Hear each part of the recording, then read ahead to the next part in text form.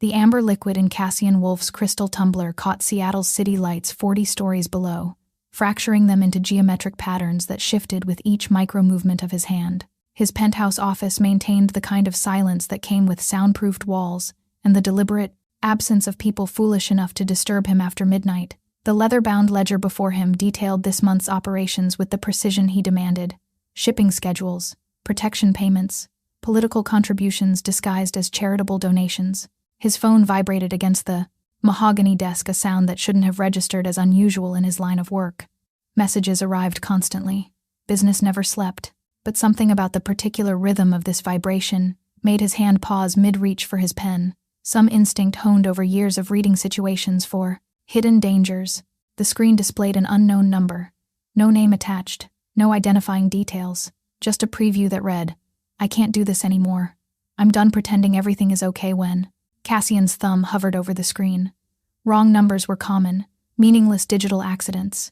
He should delete it and return to the financial reports that required his attention. But something about the emotional weight carried in those truncated words pulled his focus away from numbers that suddenly seemed less urgent. He opened the full message. "I can't do this anymore. I'm done pretending. Everything is okay when I'm terrified every time I hear your key in the lock. I'm done explaining away bruises to my coworkers and lying about why I flinch when you move too fast. I'm done being the person you get to punish whenever the world doesn't bend to your will. This is over. I'm leaving. Tonight while you're at your brother's. Don't try to find me. Please just let me go. I deserve to be able to breathe without calculating whether my words will set you off. I deserve to exist without fear. Goodbye." The words assembled themselves into a portrait of desperation that Cassian recognized with the particular clarity of someone who'd once composed similar pleas in his mind before he'd learned that pleading was pointless, that safety was something you built with your own hands because no one was coming to construct it for you. He thought about his sister Ilara, about the night she'd shown up at his apartment with a black eye and split lip, asking for help, about how he'd given her money for an apartment, helped her move, thought he'd solved it, about how she'd gone back 3 days later, about how 6 months after that, she was dead, beaten so badly she'd had a brain hemorrhage, about how her killer had served only 8 years. Cassian set down his tumbler with deliberate care. Every instinct screamed that this wasn't his concern, that wrong numbers were digital accidents with no claim on his time. His empire demanded attention. Seattle's docks had labor, disputes simmering. A city councilman needed persuading about upcoming zoning legislation. A shipment from Vancouver required personal supervision to ensure border complications didn't materialize. But his fingers were already moving across the screen, typing a response that bypassed logic and tapped directly into something he'd buried under years of carefully constructed armor. "You sent this to the wrong number."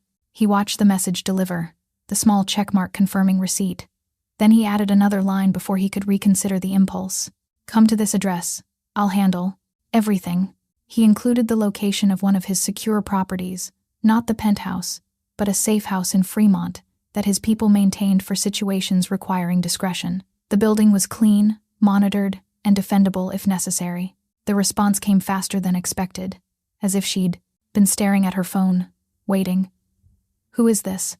How did I? I'm so sorry. Please delete that. Forget you saw anything." The panic was evident. Cassian understood that panic, the fear that showing vulnerability to the wrong person could transform escape attempts into nightmares. "I'm someone who can help. The address is safe.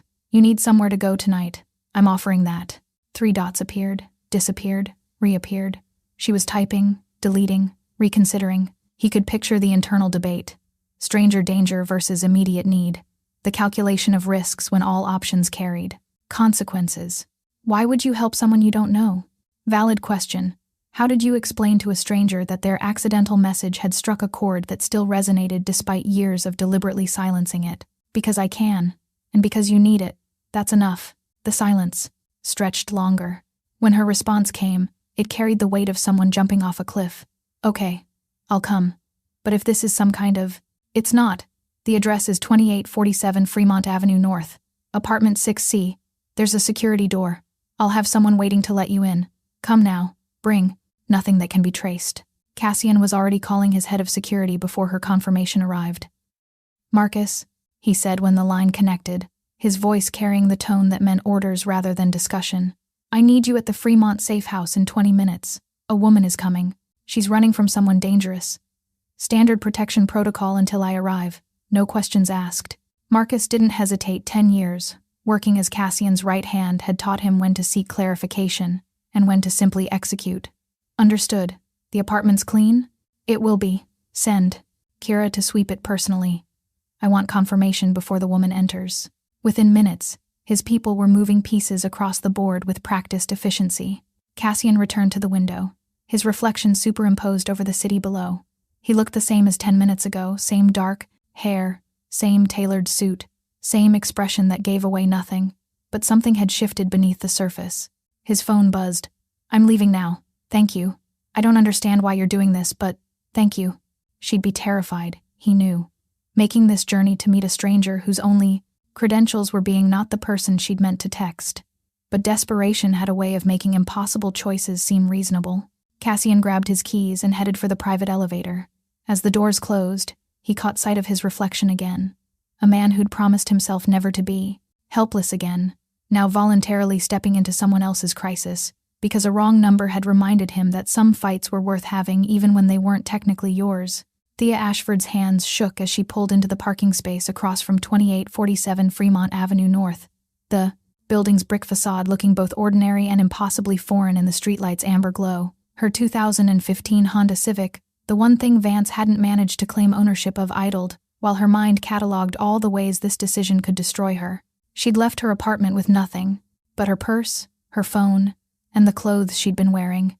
The overnight bag she'd secretly packed remained hidden in her closet, because retrieving it might have left evidence of premeditation. Better to arrive with nothing than give Vance confirmation that her leaving was planned rather than impulsive. The text had been meant for him. Hours of drafting and redrafting on her notes app, finding courage to actually send it, to make real the decision forming over months of accumulated small cruelties. But her fingers had trembled when selecting the contact, and somehow the message had gone astray. She should have been mortified. Instead, the stranger's response had felt like the universe offering an exit she hadn't known existed. I'll handle everything. 4 words that promised exactly what she desperately needed, but was too afraid to seek through official channels. The building before her was nice without being ostentatious, well-maintained but not luxury. Nothing about it screamed danger. But nothing about Vance had screamed danger either when they'd first met 3 years ago at that coffee shop where he'd seemed charming rather than controlling. Her phone buzzed. Marcus is waiting at the security door. Tall, dark jacket. Will check your ID to confirm you're expected. You're safe. Thea killed the engine and sat in darkness that felt simultaneously protective and suffocating. Through the windshield, she could see a man matching the description near the entrance. His posture relaxed but attention clearly focused. Professional. Alert. She grabbed her purse and stepped out before she could calculate more reasons to stay frozen. The November air carried the smell of rain that hadn't fallen yet. Her footsteps on the pavement sounded too loud in the residential quiet. Marcus saw her approach and straightened slightly. Up close, she could see the earpiece partially hidden by his collar, the slight bulge under his jacket that suggested a weapon carried with professional familiarity. Thea Ashford? His voice was polite, formal. She nodded, fumbling her driver's license from her wallet. He compared the photo to her face with trained efficiency, then handed it back and gestured toward the entrance. Apartment 6C, elevators on the right. Kira's waiting upstairs to show you in. He held the security door open. You're safe here, Miss Ashford. Mr. Wolf will arrive shortly. Mr. Wolf. The stranger finally had a name. Thea stepped into the lobby, modest but clean, unremarkable in its ordinariness. The elevator ride lasted 30 seconds but felt longer. When doors opened, a young woman with platinum hair waited in the ride. Hallway, early 20s, leather jacket, boots that looked like they could do damage if necessary. Thea? She didn't wait for confirmation. I'm Kira. The apartment's clear. I swept it personally 20 minutes ago. No surveillance, no surprises, just a safe place to breathe for a minute. The casual way she said swept it, like checking for bugs was routine, should have alarmed Thea more. Instead, it felt reassuring that someone had thought about possibilities she wouldn't have considered. Apartment 6C sat at the hallway's end, door already open, and warm light spilling into the corridor. Kira led her inside, and Thea's first impression was comfort designed with purpose. A sectional sofa that looked actually comfortable, a kitchen stocked with groceries visible on the counter, blackout curtains already drawn. Bathrooms through there, Kira pointed. Bedrooms got fresh. Linens. Kitchen's got basics plus prepared meals in the fridge. Wi-Fi passwords on the counter. Landline phone works if you need it, can't be traced to your cell. She delivered information efficiently. Cassian, Mr. Wolf, he'll be here in 20 minutes. Make yourself comfortable. You're safe. I'll be monitoring the building's exterior. Invisible unless you need me. Then she was gone, and Thea stood alone in borrowed safety, trying to process the surreal turn her evening had taken. Her phone exploded with activity, Vance's name lighting the screen repeatedly. 1 call, 2, 3, 6, calls in 5 minutes. Then text messages started arriving. Baby, where are you? I'm worried. Answer your phone. This isn't funny. Your car's not at the apartment. If you're with him, I swear to God, you don't get to just leave. We need to talk about this. I'm coming home early. You better be there. The progression from concern to accusation to threat, all within 10 minutes. 3 years ago, these messages would have sent her scrambling to explain. Tonight, in this borrowed apartment with security outside and a stranger named Wolf promising to handle everything, she silenced her phone entirely and watched Vance's calls multiply in silence. A knock on the door made her jump, measured, patient, nothing like Vance's aggressive pounding. Through the peephole, she saw a man who could only be Wolf. Early 30s, dark hair, expensive suit that looked out of place at 1 a.m. but somehow fit him perfectly. He stood with practiced stillness that suggested control rather than calm. Thea opened the door, her hand still on the knob. They studied each other for 3 seconds, her seeing someone dangerous in a completely different way than Vance, controlled instead of volatile, powerful instead of aggressive. He seeing whatever he saw when he looked at women who'd been slowly destroyed but were still standing. I'm Cassian Wolf, he said, his voice lower than she'd expected. You sent me a breakup text meant for someone else. I invited you here because no one should have, to beg for the right to be safe. May I come in? The formality of asking permission to enter his own property struck her as significant.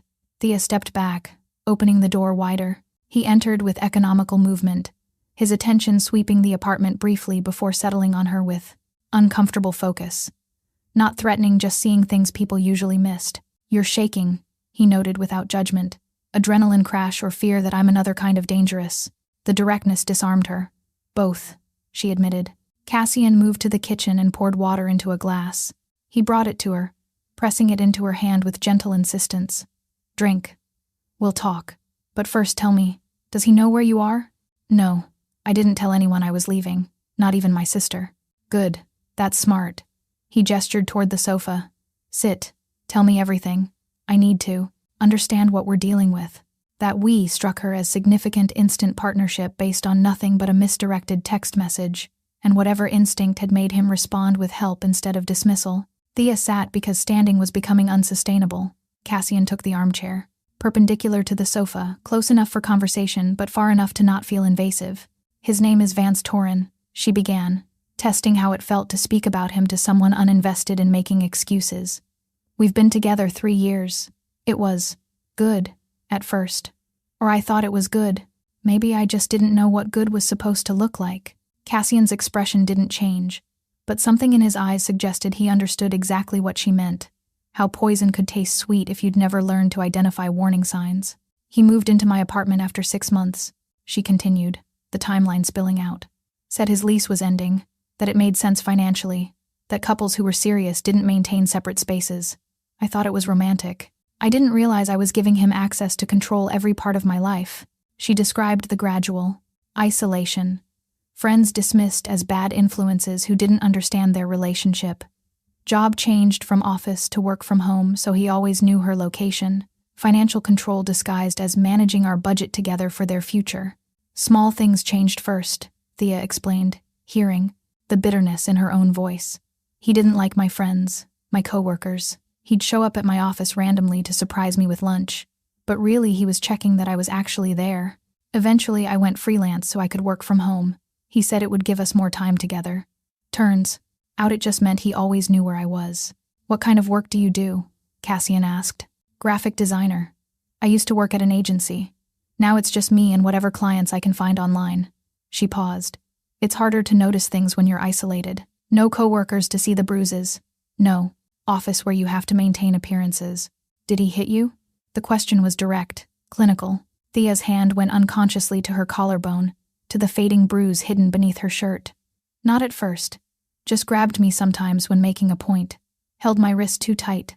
Blocked doorways so I couldn't leave a room until we were solved arguments that somehow always ended with me apologizing. She watched Cassian's jaw tighten incrementally, sensed anger building behind his controlled exterior. But he didn't interrupt, didn't offer platitudes. He just listened with intensity that made her feel heard. The first time he actually hit me was 8 months ago, she said, the specific time frame important. I'd gone to lunch with my sister without telling him first. He'd said I needed to clear social plans with him for our calendar, for coordination, reasonable couple stuff. But I'd forgotten because Rachel called upset about her divorce and I just went. Without thinking, the memory rose with visceral clarity, coming home to find Vance waiting, his face that particular shade of red that meant his anger had moved beyond words. The accusation of sneaking around, her attempt to explain, his hand connecting with her face hard enough that she'd tasted blood. He cried after. Thea continued, her voice flattening. Said he'd never forgive himself, that I'd driven him to something he never thought he was capable of, that if I just communicated better, he'd never lose control like that again. I believed him. I actually believed it was partially my fault. Cassian's expression hardened into something that would have terrified her if directed at her instead of at the situation. How many times since then? Enough that I stopped counting.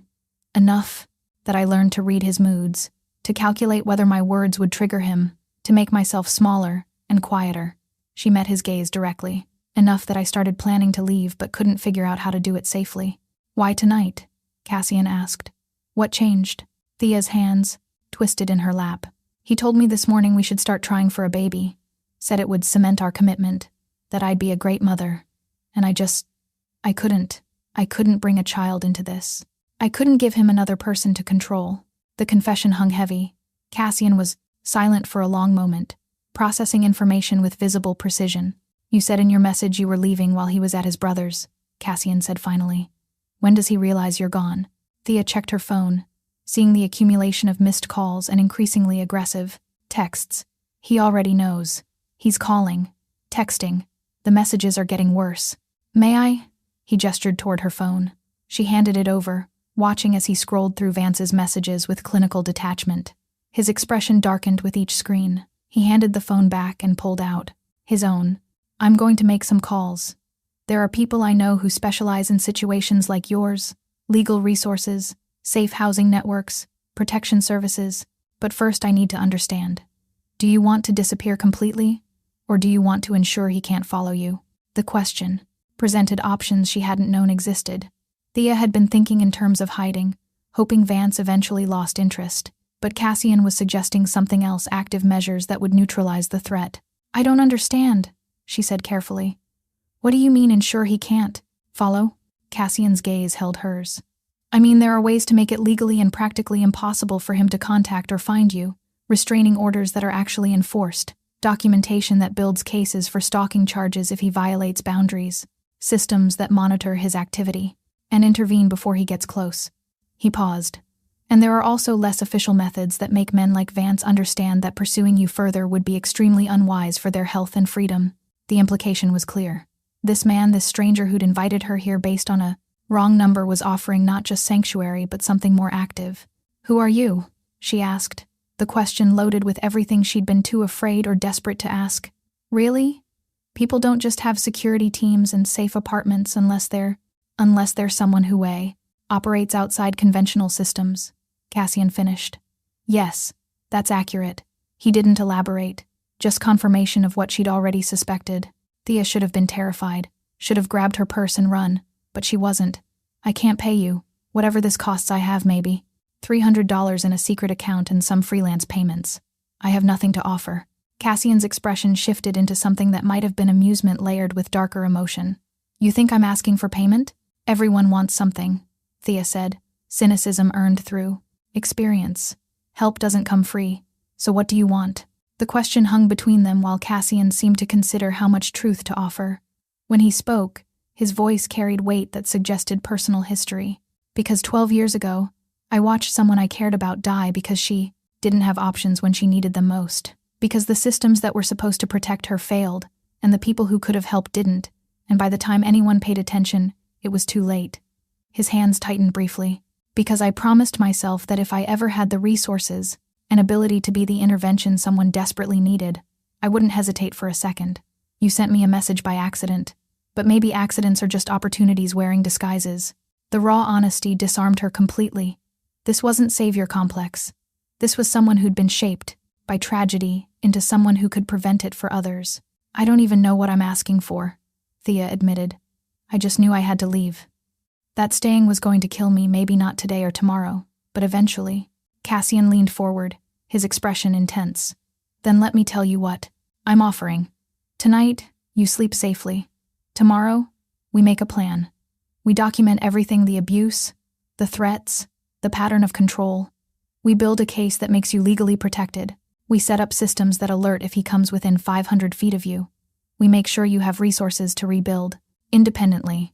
He paused. And if the legal routes fail, if he's stupid enough to ignore warnings, then I ensure personally that he understands the consequences. Not through violence, though I'm capable if necessary, but through the kind of pressure that makes men reevaluate their choices when they realize they're suddenly very vulnerable. It should have sounded like a threat. Instead, it sounded like the most comforting promise anyone had ever made her. Why? She asked again, needing to understand. You don't know me. You don't owe me anything. Cassian stood, moving to the window. When he spoke, his voice was quieter but no less certain, because someone should have done this for my sister. Her name was Ilara. She was brilliant art school scholarship, could paint things that made you feel emotions you didn't have words for. She met someone during her junior year. By the time anyone realized what was happening, she was completely isolated. She came to me once, showed up with a black eye and split lip. I gave her money for an apartment, helped her move, thought I'd solved it. His reflection in the window looked haunted. She went back to him 3 days later. He called crying, threatening suicide, promising he'd get help. 6 months later, she was dead. He beat her so badly she had a brain hemorrhage. He went to prison, got 20 years, served 8. Thea felt tears prick her eyes. I'm so sorry. I blamed myself for not doing more, for respecting her choice instead of forcing intervention, for not understanding that sometimes people who are drowning can't save themselves. He turned back. The message you sent reminded me that somewhere in this city, someone was hiding, waiting for violence to pass, wondering if anyone would notice. I noticed. So now we handle everything. Together. The word together did something to the knot of fear in Thea's chest. For the first time in 3 years, someone was offering partnership instead of control. Her phone buzzed again, Vance calling for the 20th time. Cassian glanced at the screen. Give me his full name, address, work details, any information about his family, friends, regular locations, he said, tone shifting to businesslike. I'll have my people compile a complete profile by morning. You don't answer any communications from him. From this point forward, he doesn't get access to you in any form. Understood? Thea nodded, relief flooding through her. She rattled off everything. Vance Torren. Works at Pacific Maritime Logistics Middle Management. Lives in my apartment at. She gave the address, the details, everything relevant. Cassian made notes on his phone with efficient precision. Good. Now here's what happens next. You stay here tonight. Doors locked. Kira and Marcus are monitoring. Tomorrow morning, we meet with my attorney who specializes in protection orders. By tomorrow afternoon, you'll have legal documentation started.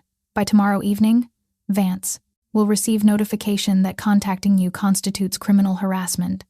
And by tomorrow night, he'll understand through unofficial channels that pursuing you would be the worst decision of his life. The timeline was aggressive, the confidence absolute. I don't know how to thank you, she said inadequately. Cassian's expression softened. Thank me by sleeping tonight without fear. Thank me by rebuilding whatever life you want. Thank me by remembering that asking for help even accidentally isn't weakness. It's courage. He moved toward the door. There's food in the kitchen. Extra clothes in the bedroom. Everything here is yours to use. Rest, Thea. The fight starts tomorrow, but tonight you just exist safely. Then he was gone, leaving Thea alone in borrowed safety, with the overwhelming realization that her accidental text had connected her with exactly the help she'd desperately needed but never thought existed. Outside, Cassian stood in the hallway and pulled out his phone, connecting to Marcus. I need everything you can find on Vance Torren by 6 a.m., he said without preamble. Employment history, criminal record, financial situation, associations, weaknesses, everything. And Marcus? Make sure Pacific Maritime Logistics understands they're about to have an employee who's become a liability to keep on staff. I want him unemployed by Friday. He ended the call and leaned against the wall, allowing himself one moment of the rage he'd kept, controlled while talking with Thea. Men like Vance were predictable, mediocre people who found power in terrorizing those who loved them because they couldn't command respect anywhere else. This time, though, it was personal in ways most of his work wasn't. That message had reached him by accident, but her words had struck deliberately at memories he'd spent 12 years trying to convert into something useful rather than just painful. His sister hadn't had options. Now Thea would have every option he could provide. This wasn't redemption, nothing could redeem that failure. But maybe it was the next best thing. Cassian pushed off the wall and headed for the elevator. He had resources to mobilize and a man named Vance who was about to discover that terrorizing women had consequences when you picked the wrong target who accidentally connected with the wrong number. Morning.